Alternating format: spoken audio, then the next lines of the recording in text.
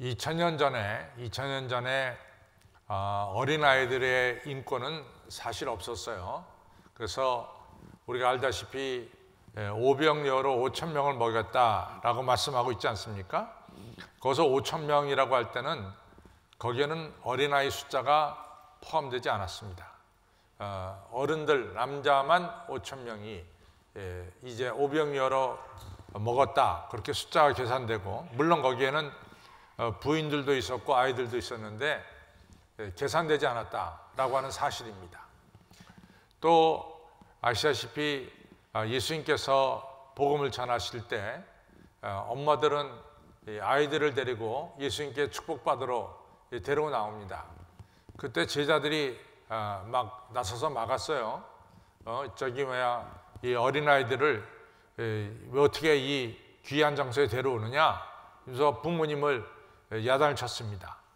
그때 예수님이 그것을 보고 오히려 제자들을 야단치시면서 어린아이들이 내게 오는 것을 금하지 말라, 이렇게 하시고 어린아이들을 축복하신 것을 볼 수 있습니다.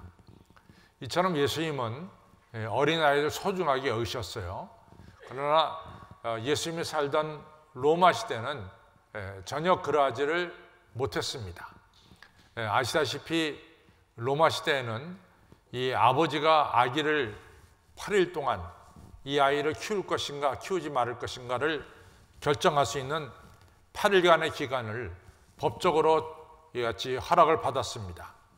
그래서 아버지가 이 아이를 키울 것 같으면 8일 안에 키운다 그러고, 버릴 것 같으면 8일 안에 버리는 이러한 일들을 로마 시대에서 했어요.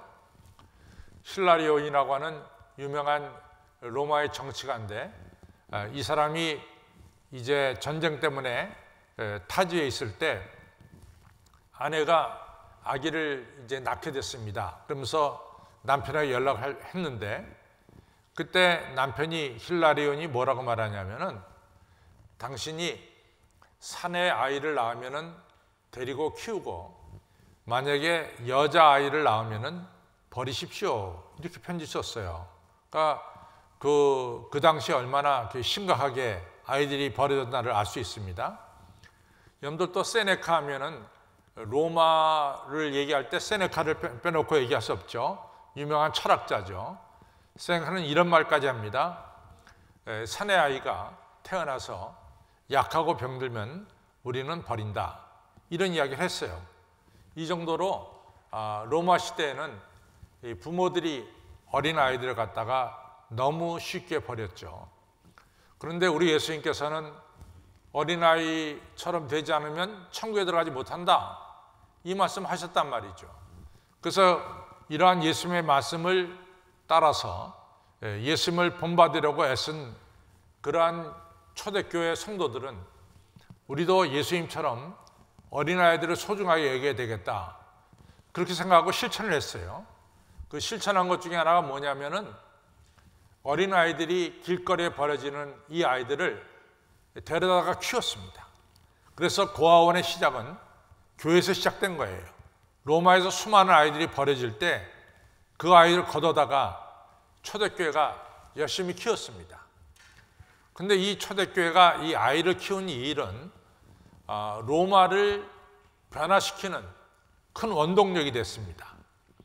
예를 들자면은 아버지는 아이를 버리겠다고 그러지만은 아기를 낳은 엄마는 아기를 버리기가 쉽겠어요? 참 어렵죠. 그러니까 뭐 남편이 버리라 그러니까 버리지만은 그 버려진 아이를 갖다가 그 당시에 제가 기독교는 제3의 종교라 그랬어요. 제1의 종교가 로마교고, 제2의 종교가 유대교고, 제3의 종교가 기독교라 그랬어요. 그래서 예수님 부활승천하실 때 기독교인의 숫자는 약 5,000명 정도 되었다. 그 다음에 250년경에 200년 뒤에는 기독교인의 숫자가 한 500만 명 정도 되었다, 이런 말씀을 제가 드렸습니다. 그러니까 로마 시대에는 기독교가 아주 작은 이 종교였습니다. 그런데 기독교 교인들이 자기가 버린 아이들, 자기 아이들을 갖다가 데려다가 잘 키우니까 로마의 이 귀족 부인들이 교회에 대해서 감동을 받은 거예요. 그래서 우리가 성경을 보면은 교회에 나오는 사람들 중에 로마의 귀 부인들이, 아주 유명한 집안의 부인들이 교회에 출석하는 것을 우리가 알 수 있습니다. 여러분들 성지 예루살렘에 가서 보면은 성묘교회라고 있어요. 그 성묘교회가 가장 오래된 교회인데, 그 교회는 예수님을 모셨던 무덤이 있던 그곳에 교회를 세웠습니다. 근데 그 교회가 약 한 350년경에 세워졌기 때문에 지금 현존하는, 이 지구상에서 현존하는 교회 중에서 가장 오래된 교회 중에 하나가 바로 이 종묘교회라고 우리가 부르고 있습니다. 근데 그 교회를 누가 세웠냐면은 콘스탄티누스 대제의 어머니인 헬레나가 세웠어요. 헬레나가. 그래서 우리가 콘스탄티누스 대제가 313년에 기독교를 갖다가 이제 공인하게 되잖아요. 그래서 우리가 기독교와 콘스탄티누스 대제는 뗄래야 뗄 수가 없는 그런 관계입니다. 그러면 도대체 로마 황제, 정말 그 높은 자리에 앉아 있는 로마 황제가 어떻게 세례받고 기독교인이 됐느냐? 뭐 여러 가지 이야기가 있지만은 그 중에 하나가 그 어머니 헬레나가 예수님 믿고 그 아들에게, 콘스탄티누스 대제에게 신앙을 가르쳐줬다라고 하는 사실이에요. 그러니까 이 어린아이를 갖다가, 이 버려진 아이를 교회가 돌보고, 또 그 로마의 귀부인들이 자기 아이를 돌보는 교회에 대해서 관심을 갖고 교회에 출석하다 보니까 로마의 귀족 부인들이, 예수님을 믿는 부인들이 늘어나기 시작한 거예요. 그것이 로마를 변화시켜서 로마가 313년에 기독교를 공인하게 되는 이런 놀라운 역사가 일어났습니다. 이처럼 어린아이 하나를 돌본다는 것이 얼마나 소중하고 또 우리가 생각지 못했던 역사가 펼쳐지느냐 하는 것을 알 수 있죠. 여러분들 그 아일랜드에 네피엘이라고 하는 유명한 이 교육자가 있어요. 근데 이분이 이제 한 번은 길을 걸어가는데 어떤 소녀 아이가 바닥에 떨어진 유리 조각을 줍고 있는 거예요. 근데 아시다시피 깨어진 유리 조각은 매우 위험합니다. 그거 잘못 집었다가는 정말 손에 이 상처가 나고 피 흘리게 되고 그런 거예요. 그래서 깨어진 유리 조각은 이게 아주 그 줍기조차도 어려운 거죠. 근데 소녀 아이가 그걸 줍고 있으니까 네펠이 너무 안 된 거야. 이거 버리지 말이지. 그걸 갖다가 그 연약한 손으로 소녀 아이가 짚고 있으니까 너 왜 이거 주워 담냐? 그랬더니 이 소녀 아이가 말하기를 자기는 어느 주인집에서 일하는 그런 소녀인데 주인집 아주머니가 어디에서 유리병 하나를 가져오라 그래서 자기가 가져오다가 그만 자기 실수로 이 유리병을 깨트렸다는 거예요. 그래서 이 유리병을 주울 수밖에 없게 됐다. 그래서 야, 그 유리병 주워봤자 그 소용도 없는데 이제 깨진 건데 그거 왜 줍냐? 그랬더니 자기가 이 깨어진 유리병을 가지고 주인한테 가야지.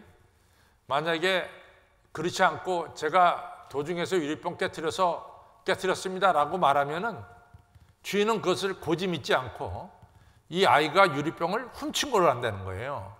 그러니까 자기가 실수한 건 실수한 거 정확하게 이거 갖다가 걷어다가 주인 아주머니한테 보여줘야지 자기가 도둑이란 소리는 안 듣는다 이거죠. 그럼 애가 울면서 이걸 줍고 있는 거예요. 그러니까 네피엘 마음이 굉장히 아픈 거야. 감동이 되고. 그래가지고 얘야 내가 사주마. 그래가지고 이제 이 유리병 하나 사주려고 주머니를 뒤져보니까 그날따라 돈이 없는 거예요. 그래서 말하기를 내가 내일 이 시간에 너 만나자. 만나가지고 내가 사줄 테니까 내일 이 시간에 만나자. 이렇게 하고 헤어졌어요. 헤어졌는데 그 다음날 네피엘이 이 소녀 만나러 하려 할 때 이 네피엘은 항상 회사로부터 연구비를 받거든요. 근데 자기에게 연구비를 주는 회사가 그날 그 시간에 회사로 들어오라는 거예요. 연구비 주겠다고. 뭐 지금 같아서는 핸드폰으로 뭐 다 손주한테 얘야 내가 이런 일이 있으니까 다음날 만나면 안 되겠냐 뭐 이렇게 의견도 개진할 수 있고, 그런데 그 당시에는 이 소식을 갖다 전할 방법이 없잖아요. 네펠이 고민했어요. 그러다가 내가 이 연구비를 안 받는 한이 있더라도 내가 어린 소녀 아이하고 약속한 것은 지켜야 된다. 이래가지고 네펠이 나가서 그 소녀 만나가지고 이 깨어진 유리병을 사주고 그리고 그 약속을 지키고 돌아왔습니다. 그러니까 연구비는 이제 못 갔으니까 못 받는 거죠. 근데 그 다음날 그 회사가 연락이 왔어요. 아, 지금이라도 들어오시라고. 그래서 들어갔더니 어제 주겠다고 하는 그 액수의 배 이상의 돈을 연구비를 주면서 연구 좀 잘 해달라고 이 부탁을 하더라 그 말이에요. 저는 그 얘기를 들으면서 우리 성경 말씀대로 지극히 작은 자 하나에게 한 것이 바로 예수님이 한 것이고, 어린아이에게 한 것이 바로 예수님이 한 것이고, 어린아이에게 한 자는 하늘로부터 생각지 못한 하늘의 축복을 받게 된다는 것을 우리가 알 수가 있습니다. 여러분과 저에게 하나님이 축복하셔서 다 아들, 딸을 주셨어요. 여러분의 이제 키우는 아들, 딸들이 오늘 설교 제목대로 훌륭한 아들, 딸이 되기를 주님의 이름으로 축원합니다. 그래서 오늘 세례 요한을 보면서 어떻게 세례 요한이 훌륭한 사람이 되었나 우리 한번 살펴보려고 합니다. 우리가 마태복음 11장 11절에 보면은 뭐라고 말씀하냐면 여자가 낳은 아이 중에 세례 요한보다 큰 자가 없다 이렇게 말씀하고 있어요. 그러니까 세례 요한은 정말 큰 분이에요. 아주 위대한 분입니다. 제가 세례 요한이 유명하다는 걸 갖다가 어떻게 또 확인할 수 있냐면은 마태복음 16장에서 예수님께서 제자들에게 묻죠. 세상 사람들이 나를 누구라 하더냐라고 물어봤어요. 그때 예수님의 제자들이 뭐라고 대답하냐면 세상 사람들이 예수님을 엘리야, 예레미야, 세례 요한 그 중에 하나라고 말하고 있습니다. 그래요. 근데 이제 우리 한식교 교인들은 알겠지만은 구약 성경에서 엘리야는 너무나 중요한 위치를 차지하고 있습니다. 우리가 구약 성경 하면은 율법서와 예언서와 성문서 이 세 가지로 되어 있다고 말하고 있어요. 예전에는 구약 성서라는 말이 없었어요. 지금 우리가 이제 구약 성서라고 말하잖아요. 이제 구약 성서라는 말이 생긴 거는 이제 300년경에 왔을 때 신약 성경, 지금의 우리가 읽고 있는 마태복음서부터 요한계시록에 있는 27권의 책을 갖다가 뭐라고 불렀냐면 뉴 테스타멘트라고 불렀단 말이죠. 신약 성경. 그러면 그 전에 있던 걸 뭐라고 불러야 되겠어요? 그래서 구약 성경이 된 거예요. 그러니까 구약 성경이라는 말은 예수님 시대에는 구약 성경이라는 말을 쓰질 않았어요. 그리고 한 300년 지나서 신약 성경이 성경화, 이 정경화된 뒤에 구약 성경을 구약 성경이라고 불렀단 말이죠. 올 테스타멘트라고. 근데 그 전에는 구약 성경을 뭐라고 말했냐면 율법서와 예언서와 성문서 이렇게 불렀어요. 그러니까 율법서 하면은 우리가 히브리 말로 토라라 그러고, 그 다음에 예언서 하면 네비움 이렇게 말하고, 그 다음에 성문서 하면 케투빔 이렇게 얘기를 해요. 그래서 구약 성경을 스펠링으로 말하면 T 토라, 네비움 N, 케투빔 K. 구약 성경을 TNK라 이렇게 불렀습니다. 그러니까 TNK 말하기 어려우니까 거기다가 A자를 붙어갖고 타나크, 이게 구약 성경이었습니다. 근데 토라, 율법서의 가장 중요한 인물은 모세고, 또 예언서의 가장 중요한 인물은 엘리야예요. 그래서 성경에 보면 너희 중에 모세와 엘리야가 있지 아니하냐 이런 얘기가 가끔 나와요. 그 얘기는 뭘 가리키냐면 너희 중에 구약 성경이 있지 아니하냐 이 얘기입니다. 그러니까 엘리야는 구약 성경의 예언서 부분의 대표적인 인물이 바로 엘리야입니다. 또 예레미야는 아시다시피 약 40년 동안 예레미야가 이스라엘이 정말 어려울 때 예언할 동안 너무너무 훌륭한 예언자가 예레미야예요. 바로 엘리야, 예레미야 그 반열에 누가 서 있냐면 세례 요한이 서 있어요. 그러니까 세례 요한이 이스라엘 사람들이 생각하는 아주 훌륭한 사람 중에 훌륭한 사람이 세례 요한이다 그 말이에요. 그런데 이렇게 세례 요한이 훌륭하게 된 것은 어디에 있느냐? 저는 그 부모님에 있다고 생각합니다. 오늘 우리가 성경에 보면은 이 아비야 반열에 사가랴라고 하는 제사장이 있었고 아론의 자손 중에 엘리자벳이라고 하는 이 여성이 있었는데 이 둘 사이에 태어난 아들이 바로 세례 요한입니다. 그런데 이 두 사람에 대해서 뭐라고 말하냐면 두 사람은 하나님께 대하여 의로운 자다. 그 다음에 율례와 계명을 잘 지킨 자다. 이렇게 설명하고 있습니다. 성경에서 항상 하나님과 우리 사이에 우리가 하나님 앞에 의로운 자다.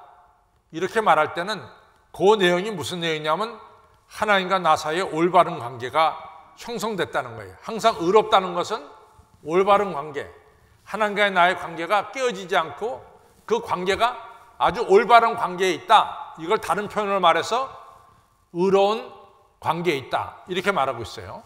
그 다음에 두 번째로 계명과 율례를 잘 지키고 순종했다. 그러니까 경건한 사람이었습니다. 그러니까 사가랴 엘리사벳은 하나님 말씀대로 잘 순종하며 살았어요. 저는 저 혼자 늘 생각하기에 창세기 22장에 여러분들 22장 하면 뭐가 나오냐면 이 아브라함이 100세에 얻은 아들 이삭을 데리고 모리아산에 가서 이 바치는 게 나오는 것이 바로 창세기 22장입니다. 근데 이제 하나님께서 아브라함에게 100세에 난 아들 이삭을 모리아산에서 바치라 그러죠.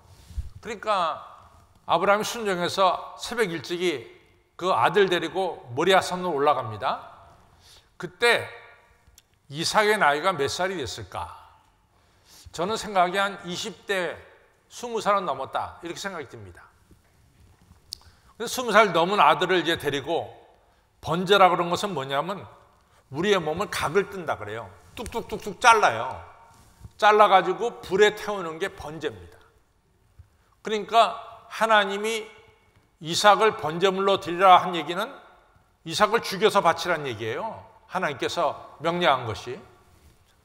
그게 얼마나 어려운 명령이에요. 그러니까 그러나 아브라함이 그 아이를 데리고 20살 난 이삭을 데리고 모리아산에 올라가죠. 그때 이삭이 아버지에게 묻습니다. 아버지, 이 번제를 드리려고 하는데 이 장작도 있고 모든 번제를 드릴 준비가 다 됐는데 번제의 주인공인 번제물이 어디 있습니까? 그렇게 물어보는 거예요. 그러니까 아버지 아브라함이 그 얘기하기가 참 어렵죠. 야, 너를 갖다가 번제물로 드리라 그런다. 그렇게 말을 못합니다. 그때 뭐라고 말합니까? 하나님께서 준비하실 것이다. 이런 이야기를 하시죠. 그러고 나서 이제 그 산 정상에 올라갔어요. 그때 이제 알다시피 그 아브라함이 이삭을 갖다가 이제 묶어가지고 번제물로 드리는 이런 장면이 나오잖아요. 그 과정은 성경에서 얘기는 안 하지만은 틀림없이 아브라함이 아들 이삭한테 그렇게 얘기를 했을 거예요. 야, 오늘 하나님께서 너를 번제물로 바치라 그런다. 다시 말해서 너를 죽여서 번제물로 바치라 그런다. 이렇게 얘기했을 거란 말이죠. 그러면은 그때 아들 이삭이 아니 아버지 그게 말이 돼요. 예? 어떻게 하나님이 양이나 염소 같은 걸 번제물로 드리라 그러지 왜 저를 멀쩡한 사람을 번제물로 드리라 그럽니까? 또 제가 20살밖에 안 됐는데 20살 난 청년이 꼭 죽어야 됩니까? 뭐 이렇게 반발할 수 있잖아요, 얼마든지. 그런데 오늘 성경에 보면은 이삭이 그 아버지의 하시는 일에 순종하고 있어요. 저는 이게 대단한 거라고 저는 봅니다. 어떻게 20살 난 이삭이 그렇게 아버지 말씀에 순종해서 자기 자신이 산 제물이 되느냐 이거죠. 이 쉽지 않은 얘기입니다. 어떻게 이삭이 그렇게 했을까? 저는 아버지 아브라함이 늘 하나님 말씀에 순종하는 것을 보았기 때문에 아들 이삭도 하나님 앞에 순종하는 귀한 아들이 되었다 이렇게 생각합니다. 정말로 중요한 것은 우리 자녀들은 부모인 여러분과 저를 보고 자란다고 하는 사실입니다. 여러분과 제가 하나님 앞에 정말로 경건하게 하나님을 섬길 때 우리 자녀들도 그것을 보고 배우면서 하나님을 경건하게 섬길 줄로 믿습니다. 또 한 가지는 이 사가랴와 엘리자벳이 이제 결혼을 했는데 자녀가 없는 거예요. 근데 이 자녀가 없다는 것은 매우 심각한 얘기입니다. 여러분들 구약에는요, 이 수원법이라고 해가지고 이 레비레이트 로우라고 해가지고 어떻게 해서라도 가계를 이어가는 이런 법까지 다 생겼어요. 근데 결혼해서 자녀가 없다. 이건 굉장히 어려운 일입니다. 그래서 그것이 이혼 당하는 하나의 이유도 될 수 있는 거예요. 그러니까 이제 사가랴와 엘리자벳이 자녀가 없으니까 어떻게 했느냐? 오늘 성경에 본 대로 두 사람이 열심으로 하나님께 기도했어요. 어려운 일이 있을 때 아빠 엄마가 열심히 기도하는 거예요. 저는 성경을 보면서 너무 감사하고 확신한 것은 우리가 하나님께 기도할 때 하나님은 우리의 기도를 들어주시고 응답하신다는 거예요. 오늘 성경에서도 13절에 하나님께서 사가랴 엘리자벳의 간구를 들으셨다라고 말씀하고 있어요. 또 사무엘상 1장에 한나가 자식이 없어서 성전에서 울부짖어 기도할 때 하나님이 들으셨다 그렇게 말씀하고 있어요. 또 사도행전 10장에서 아시다시피 고넬료가 온 집으로 더불어 하나님을 경외하고 그리고 백성을 많이 구제하고 그리고 기도에 힘썼다 그랬어요. 그때 하나님께서 고넬료에게 네 기도가 하나님 전에 상달되었다 이렇게 말씀하고 있습니다. 성도 여러분, 여러분과 제 기도를 하나님께서 꼭 들어주신 것을 믿으시기 바랍니다. 우리가 신약 성경을 보면은 오늘 이 신약 성경에 또 우리 기독교회가 이같이 체계가 잡힌 데 있어서 적어도 중요한 두 사람이 있다고 생각합니다. 그 한 사람이 누구냐면은 사도 바울이고 또 한 사람은 바로 성 어거스틴이에요. 이 성 어거스틴이 중요합니다. 근데 아시다시피 성 어거스틴이 이 어렸을 때 방탕했어요. 그리고 결혼도 하지 않은 채 아기를 낳습니다. 사생아를 낳습니다. 또 뿐만 아니라 기독교를 떠나서 마니교라고 하는 이 사교 집단에 빠져서 지냈어요.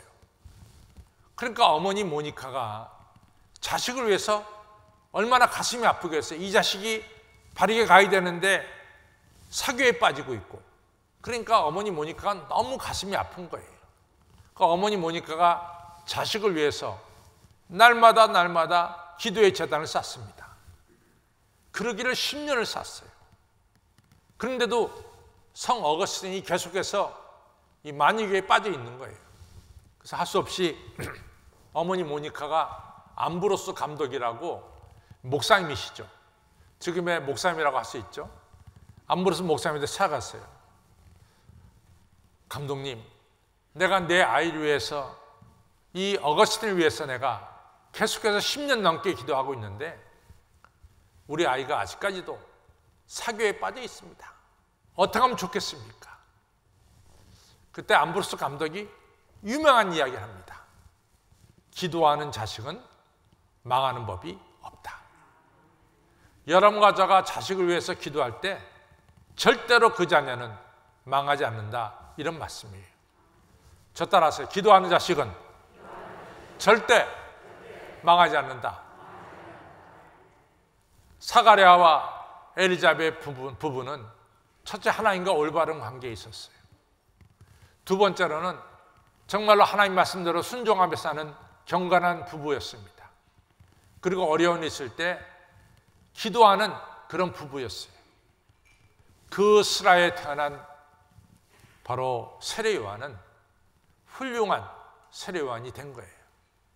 꼭 여러분들 하나님과 올바른 관계에 있으시고, 또 여러분들 하나님 말씀에 순종하시고, 그 다음에 자녀를 위해서 쉬지 않고 기도하는 아빠 엄마가 되시기를 주님의 이름으로 축원합니다. 또 한 가지 중요한 것은 뭐냐? 또 한 가지 중요한 것은 부모가 좀 하나님 앞에 헌신하는 모습을 보여야 돼요. 하나님 앞에 헌신하는 모습을 보여야 됩니다. 너무 중요한 것 같아요. 헌신하는 모습이. 그 오트버그라고 하는 장로님이 계셨는데, 이 오트버그 장로님은 오하이오주 락포드라고 하는 지역에서 락포드 장로교회를 섬기는 이런 장로님이셨어요. 그런데 이 오트버그 장로님의 직업이 뭐냐면 CPA입니다. 공인회계사였어요. 그래서 미국에서 공인회계사 자격을 가지면은 큰 돈은 벌지 못해요. 그러나 중상의 이 인생을 살아갈 수가 있어요. 공인회계사가 되면은. 그러니까 락푸드라는 그 지방 지역에서 이 오트버그 장로님이 CPA로 하니까 중상의 생활을 할 수 있죠. 안정된 생활을 할 수 있고, 그 다음에 교회에다가 재정적으로 어느 한 부분을 담당할 수 있는 그런 장로님이었어요. 그러니까 교인들이 다 오트버그 장로님을 존경하는 거예요. 그래서 그렇게 내내 매일같이 생활하는 거죠.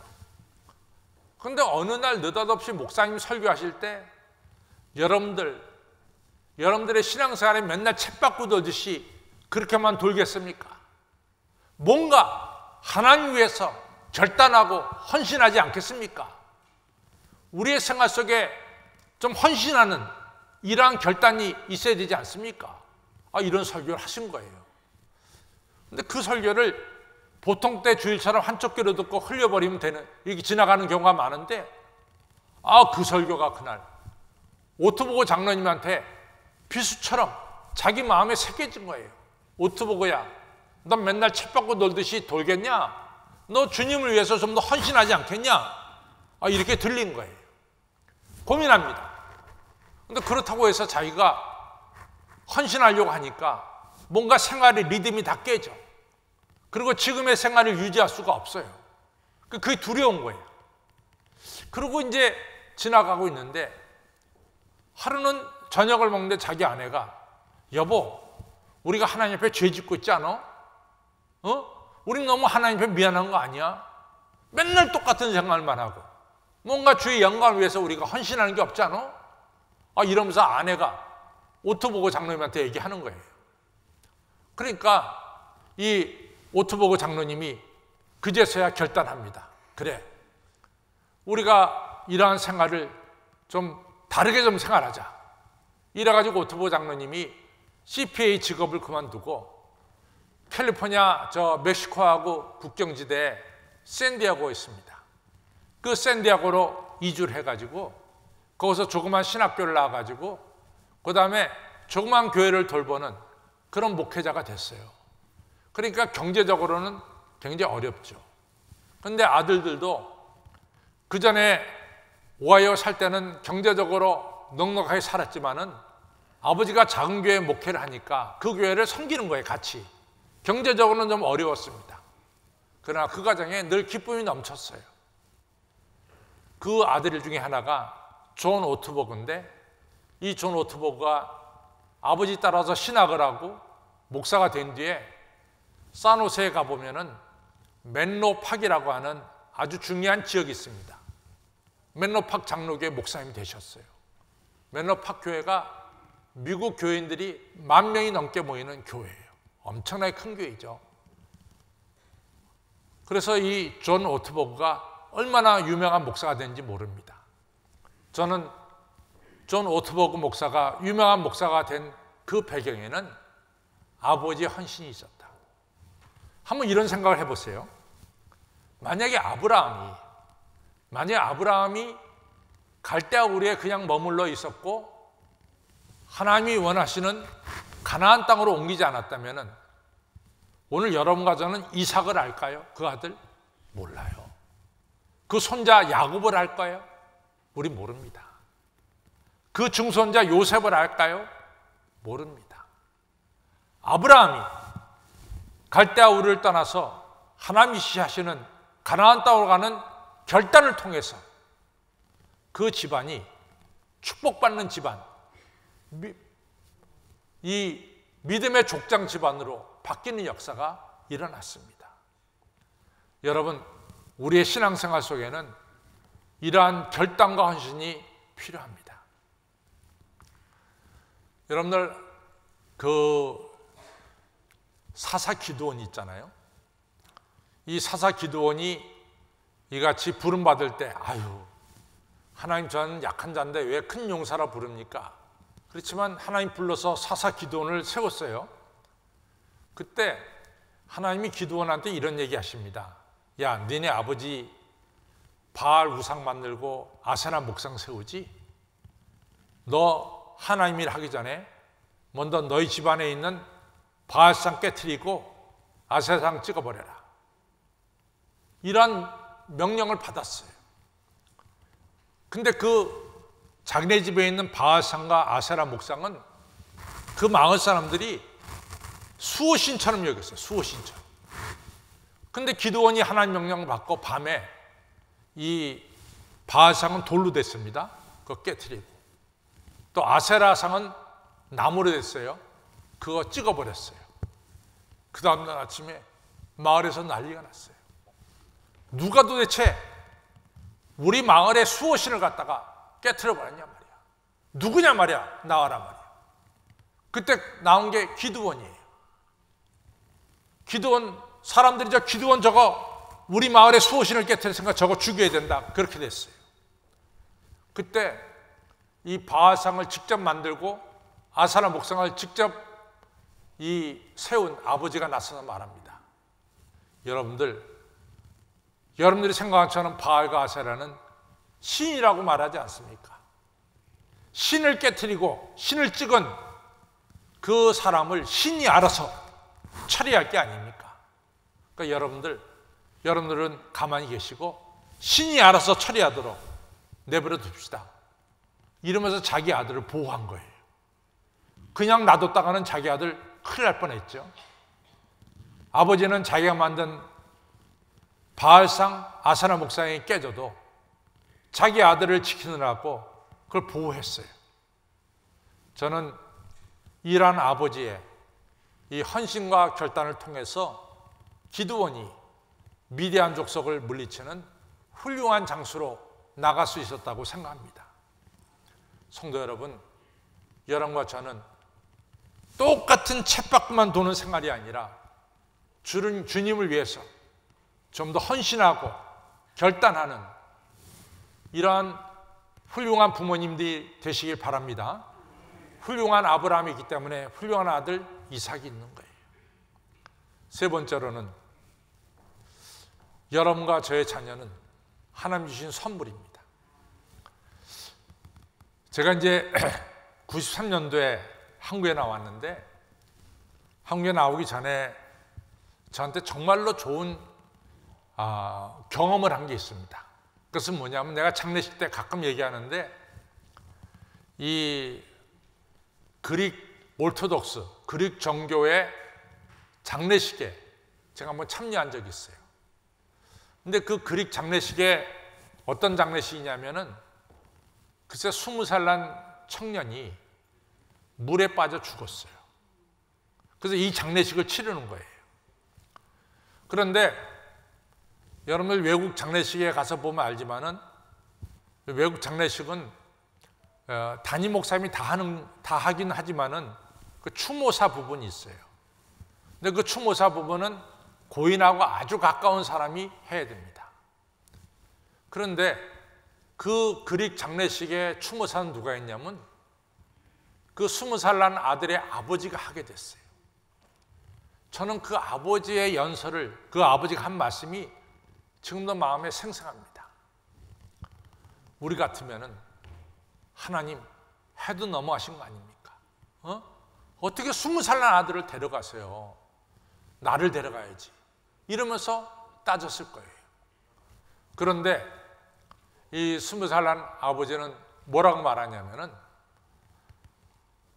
하나님 감사합니다. 내가 사랑을 베풀 수 있는 귀한 이 아들을 주셔서 제가 20년 동안 그 아이에게 사랑할 수 있도록 기회 주신 거 감사합니다. 또 나는 사실 아버지로서 부족한 게 많은데 이 귀한 아이가 20년 동안 이 부족한 아버지를 사랑하고 존경했습니다. 저는 이러한 사랑과 존경을 받았습니다. 이러면서 그 슬픈 장례식에 하나님께 감사하면서 이 추모사를 하는 거예요. 저는 참 굉장히 감격했습니다. 근데 이 아버지의 추모사 속에는 여러분들이 절대로 놓치지 말아야 될 중요한 메시지가 있어요. 그것은 뭐냐면 이 아이는 하나님이 나에게 주신 하나님의 선물이다. 하나님이 나에게 맡겨주신 하나님의 아이다 라고 하는 중요한 신앙이 거기 들어 있습니다. 여러분 그렇습니다. 우리 아이는 하나님이 우리에게 주신 하나님의 선물입니다. 따라서 하나님의 선물은 하나님의 뜻대로 여러분과 제가 키워야 될 줄로 믿습니다. 오늘 설교를 마감하면서 우리 아이를 훌륭하게 키워야 되겠어요. 그래서 여러분과 제가 하나님과 올바른 관계에 있어야 되겠고, 두 번째, 여러분과 저는 하나님 말씀대로 이같이 순종하며 사는 그런 경건한 믿음의 아빠 엄마가 되시고, 기도하는 아빠 엄마가 되시고, 하나님께 헌신하는 아빠 엄마가 되시고, 우리 아이를 하나님의 아임을 분명히 깨닫고 하나님의 뜻대로 키우는, 그래서 우리 아이가 훌륭한 자녀가 되고 이 땅과 세계에 귀하게 쓰임받는 하나님의 자녀가 되기를 주님의 이름으로 축원합니다.